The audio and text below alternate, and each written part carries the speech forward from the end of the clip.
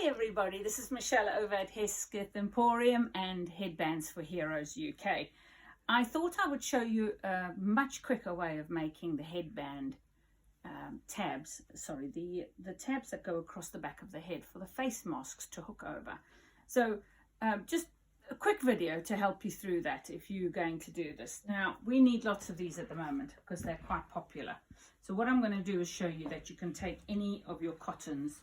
I've washed mine so that it's pre-shrunk, but I want you to just grab whatever you've got, give it a press before you start, and then you're going to take it and cut a 4-inch strip off it. It doesn't matter the length at the moment, all you want is the correct width. So Mark will zoom in on here for you, and I'm cutting a 4-inch wide strip of fabric. So any length you want. So I've got two here, a longer one and a shorter one, just as an example. So we'll go back over to the ironing board. There's a bit of ironing involved in this. And you are going to press your 4-inch tube into half. Okay, put it right sides out and press it in half. Do that across the entire length, whatever length that is. The minimum length you need to make one is 6 inches. Okay, now I've done this in inches because I think a lot of English people use inches. And if you're a quilter, you'll have all of your equipment will be in inches. Okay, so that one's in half, and I'll demonstrate with the green because it's probably easier to see as well when I start stitching. Fold it in half along the length and give it a good press. Right now, what you can do is, at this point, you can do one of two things. You can either fold it in towards the middle, so your outside edge comes straight to the middle, leave a tiny little gap for the fold over. Then fold the other side towards your middle line, and then close it back over. So you've now got 4 layers of fabric. Now you can do that along the entire length all at once, depending on how dexterous you are or how cooperative your fabric is. So it needs to be reasonably neat, and then you can give that another press. Once you've got that, so now we've got approximately quarters that are about 1 inch each. 1, 2, 3, 4.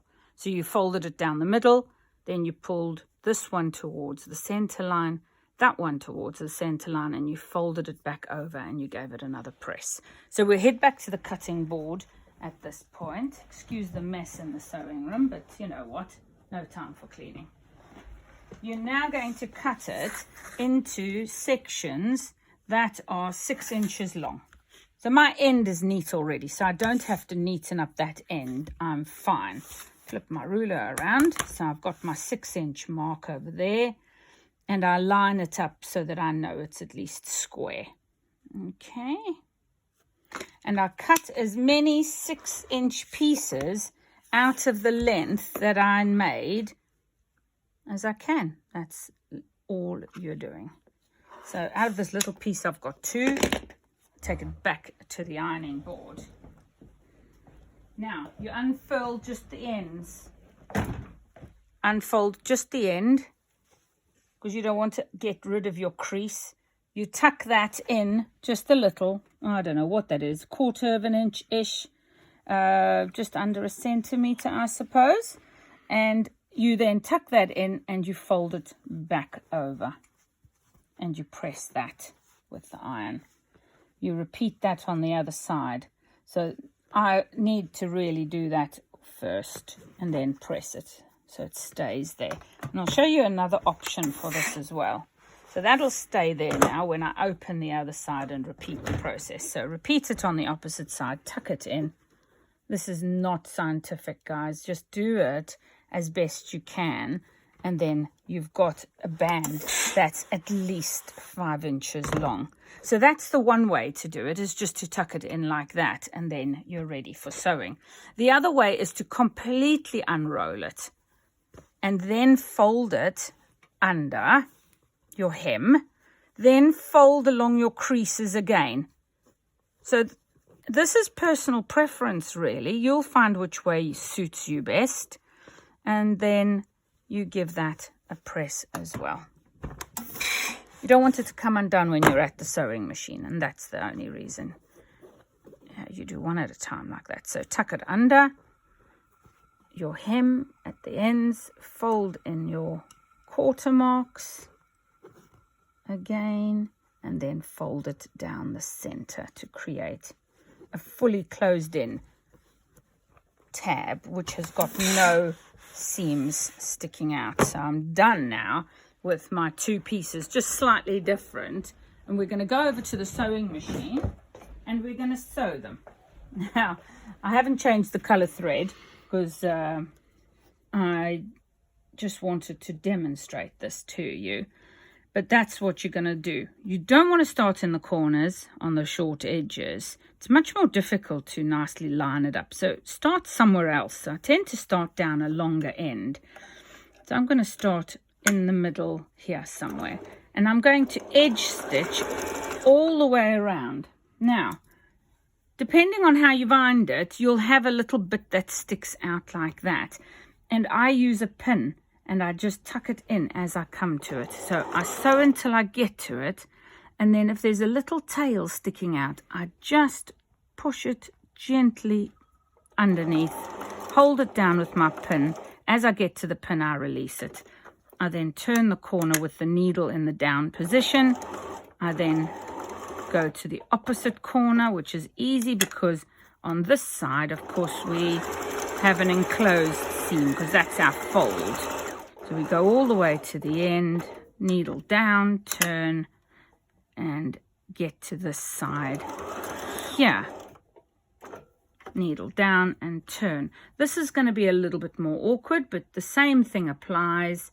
Keep the foot up if you need to. Tuck in any of those little ends that are causing a little tail, and then just sew. You might need to go a bit slower on the corners because sometimes machines get stuck.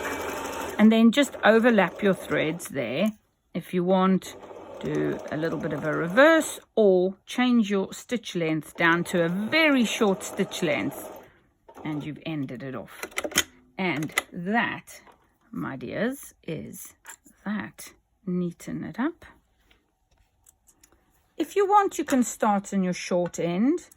Thinking about it, you would be able to cover it with a button if you've got a double seam over there. So now literally all you're doing is one button over there, one button over there, and you have a tab. How much easier can it get than that? So there you are. Important thing, go and press it again, because I'm going to show you something on a machine. Pressing is the most important part of sewing as far as I'm concerned, and a good machine. But when you sew, the stitches sit on the surface of the fabric, and when you press it, it actually forces the threads almost into the fabric, so you get a much neater seam. So if you compare that side, which is now being pressed, to this side, it's not just the fact that the fabric is pressed and it's neater. You can actually tell that the stitches are flattened into the weave of the threads. So give it a press and go and add your buttons, and you are done. So that is the quickest way probably that you can do a tab without having to make a tube and turn the tube the other way around and tuck the ends in. So you will have a preference to how you do it.